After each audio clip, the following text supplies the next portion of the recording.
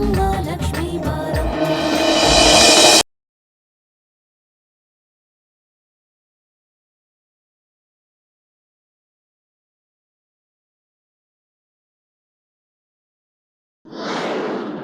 ಕಲ್ಪನಾ, ಕಲ್ಪನಾ, ಕಲ್ಪನಾ. ಏನು? ಯಾಕೆ ಹೀಗೆ ಕೂಗ್ತಾ ಇದೀಯಾ? ನಾನು ನಿನ್ನ ಹತ್ರ ಮಾತಾಡ್ಬೇಕು. ಒಂದೇ ಮನೇಲಿದ್ದೀವಿ, ಒಂದೇ ಕಡೆ ಮಲಗ್ತೀವಿ. ಪಿಸ್ಕುಟ್ಟಾದ್ರೂ ಮಾತಾಡ್ಬೋದು, ಇಲ್ಲ ಜೋರಾಗಿ ಕಿರ್ಚ್ಕೊಂಡಾದ್ರೂ ಮಾತಾಡ್ಬೋದು. ನನಗೆ ನಿನ್ ಜೊತೆ ಈಗ ಮಾತಾಡೋದಕ್ಕೆ ಟೈಮ್ ಇಲ್ಲ, ಬೇರೆ ಕೆಲಸ ಇದೆ. ನಿನ್ನ ಕೆಲಸ ತಗೊಂಡು ಮೂಲೆಯಲ್ಲಿ ಬಿಸಾಕು. ನಾನು ನಿನ್ನ ಹತ್ರ ಮಾತಾಡ್ಬೇಕು, ಈಗ್ಲೇ ಮಾತಾಡ್ಬೇಕು. ಏನಾಯ್ತು ನಿನಗೆ? ಯಾವತ್ತು ನನ್ನ ಎದುರಿಗೆ ದನಿ ಏರಿಸಿ ಮಾತಾಡದೆ ಇದ್ದ ನೀನು ಇವತ್ತು ಯಾಕೆ ಹೀಗೆ ಮಾತಾಡ್ತಾ ಇದೀಯಾ? ಮಾತಾಡದೆ ಮಾಡಿರೋ ತಪ್ಪನ್ನ ಮಾತಾಡಿ ಸರಿಪಡಿಸ್ಕೊಳ್ಳೋದಕ್ಕೆ. ಏನಾಯ್ತಂತದ್ದು? ಪ್ರಪಂಚನೇ ಮುಳುಗು ಹೋದಾಗ ಆಡ್ತಿದ್ಯಲ್ಲ.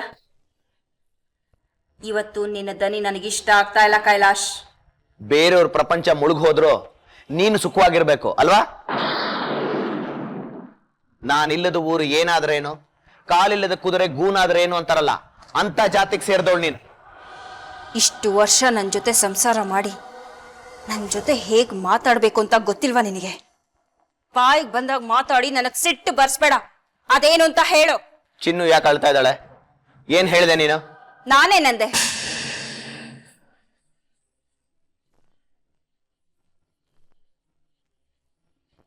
ಏನು ಹೇಳಿಲ್ವಲ್ಲ. ಈ ಪ್ರಶ್ನೆ ನನ್ನನ್ನು ಕೇಳೋದಕ್ಕಿಂತ ಹೋಗಿ ಅವಳನ್ನೇ ಕೇಳು.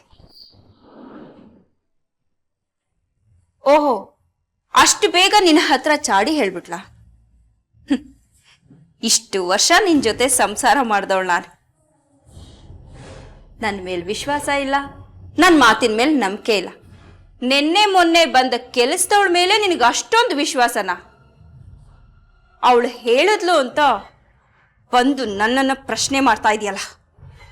ಚಿನ್ನು ಚಾಡಿ ಹೇಳುವಂತ ಹುಡುಗಿ ಅಲ್ಲ. ಅಂತವಳಾಗಿದ್ದಿದ್ರೆ ನೀನ್ ಕೊಡೋ ಚಿತ್ರ ಹಿಂಸೆನ ಸಹಿಸ್ಕೊಂಡು ಈ ಮನೇಲಿ ಇರ್ತಿರ್ಲಿಲ್ಲ.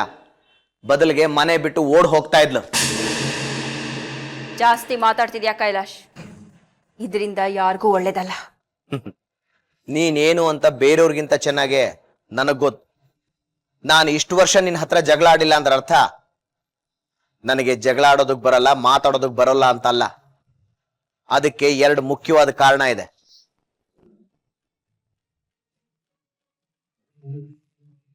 ಮೊದಲನೇ ಕಾರಣ, ನಿನ್ನ ತಂದೆ ತಾಯಿ ಬಂಧು ಬಳಗನೆಲ್ಲ ಬಿಟ್ಟು ನನ್ನನ್ನೇ ನಂಬಿ ನೀನು ನಮ್ಮ ಮನೆಗೆ ಬಂದೆ.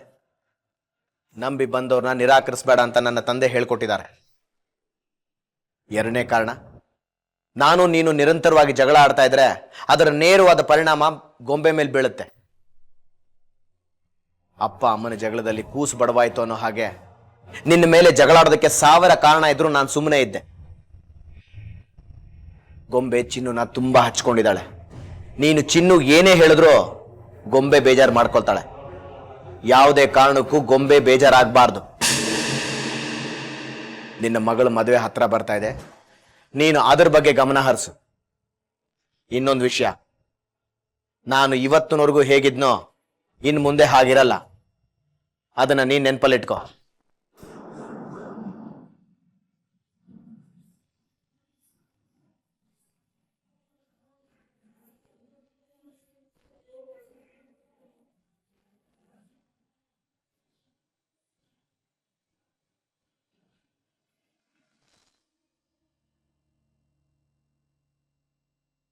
ಎಂದು ಕಾಣದ ಕನಸು ಬಂದು ಮನವ ಸೇರಿತು. ಬಂದ ಘಳಿಗೆ ಎಂತೋ ಏನೋ ಅಲ್ಲೇ ಮನೆಯ ಹೂಡಿತು.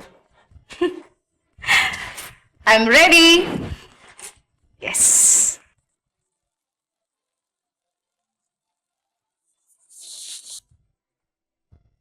ನಾನ್ ರೆಡಿ. ನಿನ್ನ ಮೀಟ್ ಮಾಡೋದಕ್ಕೋಸ್ಕರ ತುದಿಗಾಲಲ್ಲಿ ನಿಂತು ಕಾಯ್ತಾ ಇದ್ದೇನೆ. ಯಾಕೆ ಇಷ್ಟೊಂದು ಸತಾಯಿಸ್ತೀಯಾ? ನನ್ನ ಕಷ್ಟ ನಿನ್ಗೆ ಅರ್ಥ ಆಗಲ್ವಾ? ಎಲ್ಲಿಗೆ ಬರಬೇಕು, ಎಷ್ಟೊತ್ತಿಗೆ ಬರಬೇಕು ಅಂತ ಬೇಗ ಹೇಳು, ಆಯ್ತಾ? ಈಗಾಗಲೇ ನಾನು ತುಂಬ ಕಾದಿದ್ದೀನಿ, ಇನ್ನೂ ನನ್ನ ಕೈಯಲ್ಲಿ ಕಾಯೋಕ್ಕಾಗಲ್ಲ. ನನ್ನ ಕಷ್ಟ ನಿನ್ಗೆ ಅರ್ಥ ಆಗ್ತಾ ಇಲ್ವಾ? ಹಾ?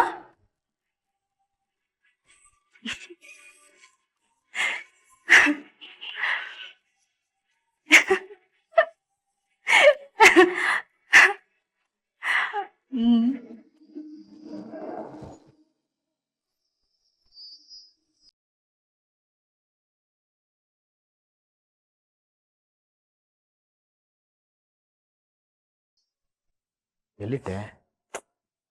ಆಫೀಸ್ಗೆ ಹೋಗುವಾಗಲೇ ಹೀಗಾಗತ್ತಪ್ಪ. ಲೇಟ್ ಅಪ್ಪಾಜಿ, ನೀವು ಇದನ್ನೇ ತಾನೇ ಹುಡುಕ್ತಾ ಇರೋದು? ಖಂಡಿತ ಇದನ್ನೇ. ಹೀಗೆ ನೋಡು, ಎಲ್ಲೆಲ್ಲೋ ಇಟ್ಬಿಡ್ತೀನಿ, ಮರ್ತು ಹೋಗ್ಬಿಡ್ತೀನಿ. ಪಪ್ಪ,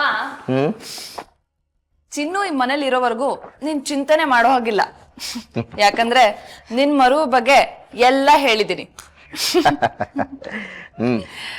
ಆಫೀಸ್ಗೆ ಹೋಗುವಾಗ ಹಿಂಗೆ ನಗನಗ್ತಾ ಇದ್ರೆ ದಿನ ಎಲ್ಲ ಚೆನ್ನಾಗಿರುತ್ತೆ. ಲೇಟ್ ಆಯ್ತು ಮಗಳೇ, ನಾ ಬರ್ತೀನಿ. ಬಾಯ್. ಬಾಯ್, ಟೇಕ್ ಕೇರ್.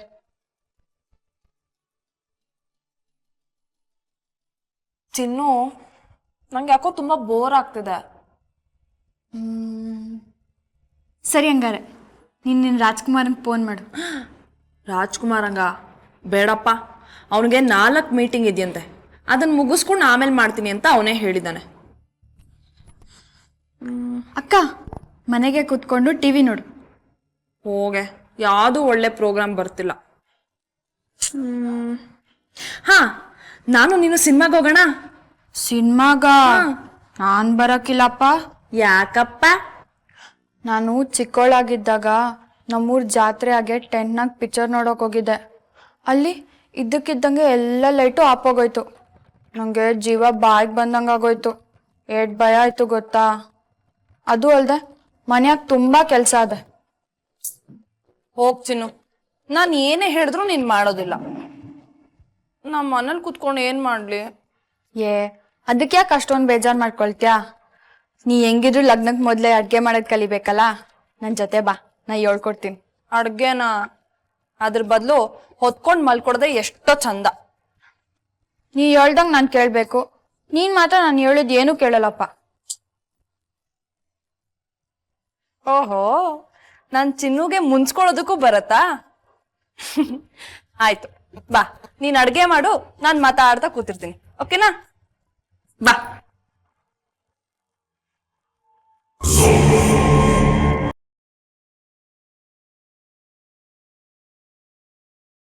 ಇವಳು ಯಾರು? ಎಲ್ಲಿಂದ ಬಂದ್ಲು? ನನ್ನ ಮನೆಗೆ ಬಂದು ನನ್ನ ಗಂಡ ನನ್ನ ಮಗಳನ್ನೇ ಕೈಗೆ ಹಾಕ್ಕೊಂಡಿದ್ದಾಳಲ್ಲ. ನನ್ನ ಮಾತಿಗೆ ಎದುರಾಡದೆ ಇದ್ದ ನನ್ನ ಮಗಳು ಗಂಡ ಇಬ್ರು ದನಿ ಎತ್ತಿ ನನ್ನನ್ನು ಪ್ರಶ್ನೆ ಕೇಳೋ ಹಾಗೆ ಮಾಡಿಬಿಟ್ಲಲ್ಲ. ಇದು ಹೀಗೆ ಮುಂದುವರಿಯೋದಕ್ಕೆ ಬಿಟ್ರೆ ನನ್ನ ಪ್ಲಾನ್ ಎಲ್ಲ ಧೂಳಿಪಟ ಆಗೋಗುತ್ತೆ. ಇದಕ್ಕೆ ಆದಷ್ಟು ಬೇಗ ಬೇರೆ ದಾರಿ ಹುಡುಕ್ಬೇಕು.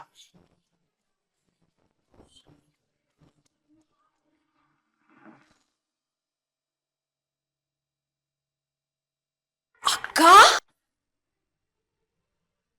ಏನಕ್ಕ ಇದು? ಏನ್ ಸಮಾಚಾರ?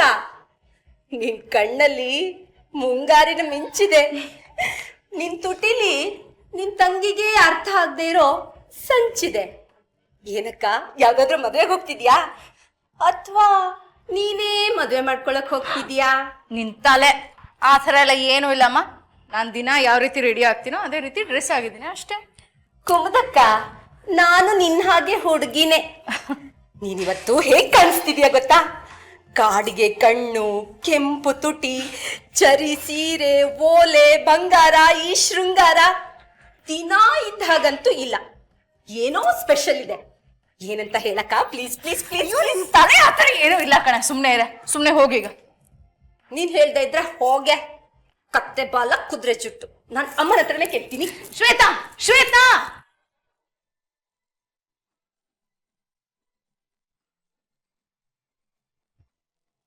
ಚಂದು, ಇವತ್ತು ಆಫೀಸಲ್ಲಿ ಏನಾದ್ರೂ ಪಾರ್ಟಿ ಇದೆಯೇನೋ?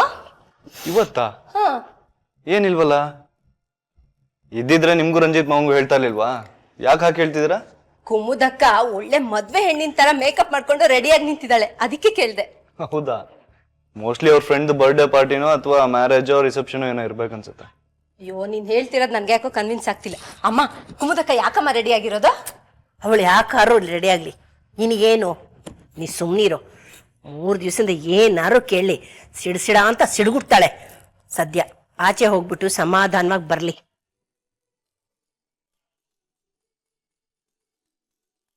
ಚಂದು, ನಾನು ನನ್ನ ಫ್ರೆಂಡ್ನ ಮೀಟ್ ಮಾಡೋಕೆ ಹೋಗ್ತಿದ್ದೇನೆ. ಕಾರ್ ಕೀ ಕೊಡು. ನೋಡಿ. Thank you. ಬಾಯ್. ಬಾಯ್.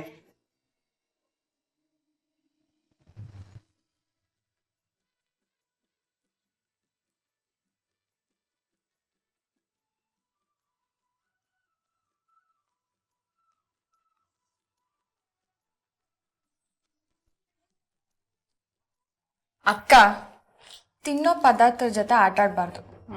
ತಗೋ, ಈರುಳ್ಳಿ ಕಟ್ ಮಾಡು. ಚಿನ್ನು, ಏನ್ ಬೇಕಾದ್ರೂ ಹೇಳು, ಆದ್ರೆ ಈರುಳ್ಳಿ ಕಟ್ ಮಾಡು ಅಂತ ಮಾತ್ರ ಹೇಳ್ಬೇಡ. ಅಕ್ಕ, ಈರುಳ್ಳಿ ಕತ್ತರಿಸ್ದೆ, ಬೆಳ್ಳುಳ್ಳಿ ಬಿಡಿಸ್ದೆ, ಶುಂಠಿ ಚಸ್ದೆ, ಮೆಣಸು ಕುಡ್ದೆ ಅಡ್ಗೆ ಕಲಿಯೋದಕ್ಕೆ ಆಗೋದೇ ಇಲ್ಲ. ಹೋಗೆ, ನಂಗೆ ಅಡ್ಗೆ ಮನೆ ಅಂದ್ರೇ ಇಷ್ಟ ಇಲ್ಲ. ನಿಂಗೆ ಬೆಡ್ರೂಮ್ ಮಾತ್ರ ಇಷ್ಟನಾ? ಮಾತಾಡದೆ ಈರುಳ್ಳಿ ಕತ್ತರಿಸು ಅಷ್ಟೇ. ಚಿನ್ನು, ನನ್ನ ಬಾಯ್ ಫ್ರೆಂಡ್ ಯಾವತ್ತೂ ಈ ಥರ ಆರ್ಡರ್ ಮಾಡಿಲ್ಲ, ಗೊತ್ತಾ? ಗೊತ್ತು. ಆದ್ರೆ ಪ್ರೀತಿಸೋ ಹುಡುಗನ್ಗೆ ಅವ್ನಿಗೆ ಇಷ್ಟವಾದ ತಿಂಡಿ ಮಾಡ್ಕೊಡ್ಬೇಕು ಅಂತ ನಿಂಗೆ ಅನ್ಸೋದೇ ಇಲ್ವಾ? ಕಾಸು ಬಿಸಾಕಿದ್ರೆ ನಮಗಿಷ್ಟ ಅದು ತಿಂಡಿ ಊಟ ಎಲ್ಲ ಬಡಿಸ್ತಾರೆ, ತಿನ್ನೋದಷ್ಟೇ ನಮ್ ಕೆಲ್ಸ. ಅಕ್ಕ, ಕಾಸು ಬಿಸಾಕಿದ್ರೆ ಬೇಕಾದ ಊಟ ಸಿಗುತ್ತೆ, ಹಂಗೆ ಬೇಕಾದ ರಾಜ್ಕುಮಾರನ್ ಸಿಗ್ತಾನೆ ಅಲ್ವಾ? ಚಿನ್ನು, ಅಕ್ಕ, ಕಾಸಿದ್ರೆ ಎಲ್ಲ ಸಿಗುತ್ತೆ. ಕಾಸಿದ್ರೇನೆ ಕೈಲಾಸ ಅಂತ ತುಂಬಾ ಜನ ಅನ್ಕೊಂಡಿದ್ದಾರೆ. ಆದ್ರೆ ನಮ್ ರಾಜ್ಕುಮಾರನ್ಗೆ ಅವ್ರಿಗೆ ಇಷ್ಟವಾಗಿರೋ ಅಡ್ಗೆನ ನಮ್ ಕೈಯಾರೆ ಮಾಡ್ಕೊಟ್ಟಾಗ ಅವ್ರು ತುಂಬಾ ಚೆನ್ನಾಗಿದೆ ಕಣೆ ಅಂತಾರಲ್ಲ, ಆ ಸುಖನೇ ಬೇರೆ. ಮಾತ್ ಕಲ್ತ್ಬಿಟ್ಟೆ ಕಣೆ ಚಿನ್ನು. ಸಾವಾಸದಿಂದ ಸನ್ಯಾಸಿ ಕೆಟ್ಟ ಅಂತ ಗಾದೆನೇ ಇದೆ. ಅದೆಲ್ಲ ಏನು ಮಾತಾಡ್ಬೇಡ. ಮೊದಲು ಈರುಳ್ಳಿ ಸಿಪ್ಪೆ ಬಿಡಿಸಿ ಅರ್ಧಕ್ಕೆ ಕತ್ತರಿಸು. ಜೋಪಾನ, ಚಾಕು ತುಂಬಾ ಚುಪ್ಪಾಗದೆ. ತಗೋ. ಓಕೆ.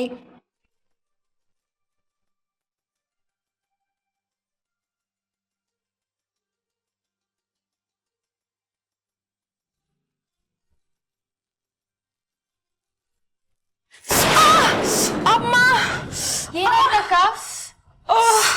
ಅಯ್ಯೋ, ನಿಂಗೆ ಕೆಲಸ ಹೇಳಿದೆ ನನ್ ತಪ್ಪಾಯ್ತು.